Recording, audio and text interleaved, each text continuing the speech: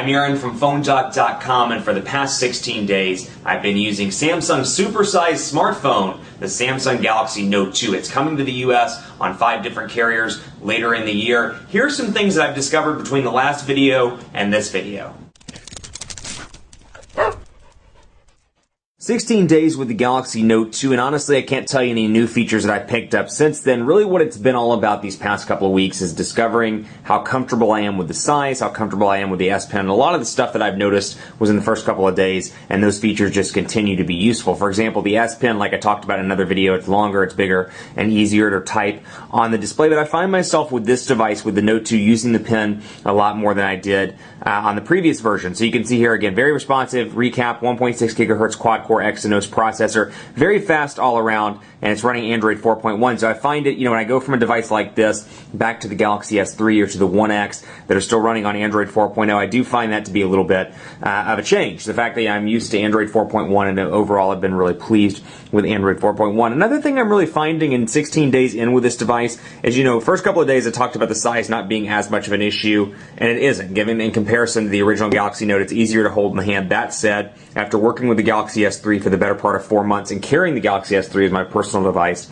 for the better part of 4 months, I'm finding myself once again being a little bit frustrated with the size of this device. Even though I can wrap my hands around it, I find that when I put it in my pocket, it tends to stick out from about here up, making it really hard to sit down when you're wearing jeans or have it in your pocket in general. It's a big device, and it's meaty all around, it's nice and thick and big, but I do find that to be an issue, and I'm finding, more, it's funny because I look, the first couple of days I was like, this isn't as big of a deal, and I found that on day 10, kind of day 10 and day 12 and day 14, as I creeped up to where I am right now, I was like, you know what, the size is a little bit of an issue. That said, it's a trade-off, and I find that in a lot of this stuff, you gotta make a decision for you which features are gonna be more important. So yes, this is a bigger device, but what it does pack is a 3,100 milliamp hour battery, so you get better battery life. It packs a larger HD display at 5.5 inches, so you get a bigger display to work with, and you have cool abilities, like I can press and hold and take screenshots with the S Pen and then draw on those. Well, we're not going to use white, that probably wouldn't look too good, but we can draw on these and take notes. So it's perfect for classroom use, it's perfect for business use, take notes in meetings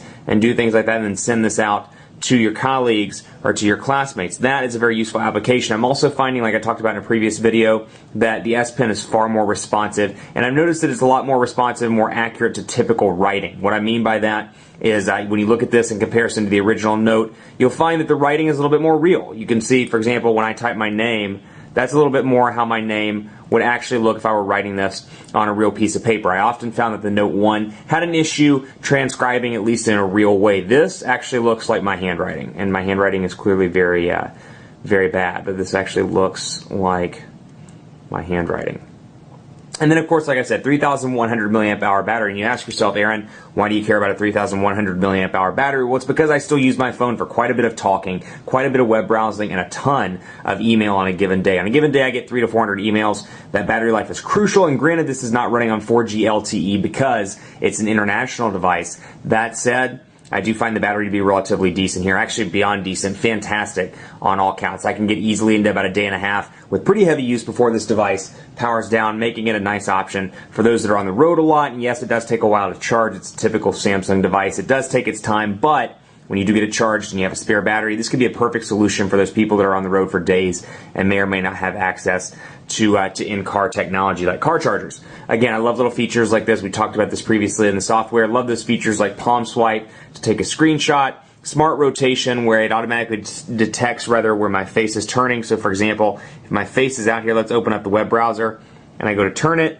it will detect and take a look, and obviously my face did not turn, but if I'm laying in bed and my face turns with the display, it'll stay in portrait mode. Great little features like that make this device very useful, and I think for a lot of people, again, it's going to be less of a, well, the Galaxy S3 is small and this is big kind of argument. It's going to be more like, hey, this is a big phone, but it's got a big battery, a nice big battery for long battery life. It's got a fast processor. It's packing Android 4.1, so the features outweigh the size. I think that's really going to be the conversation this time around, whereas before, the Note 1 didn't really bring anything new in terms of software and in terms of overall hardware, screen aside, to the table. So it was kind of like, hey, I can get this, or I can get that 4.5-inch device that has basically the same features. A little bit different this time around as the Note 2 gets ready to come out. Another thing I want to highlight is Google Now. We'll take a look And of course, when I press and hold the home button, I've got my recent applications, and here it is for Google Now.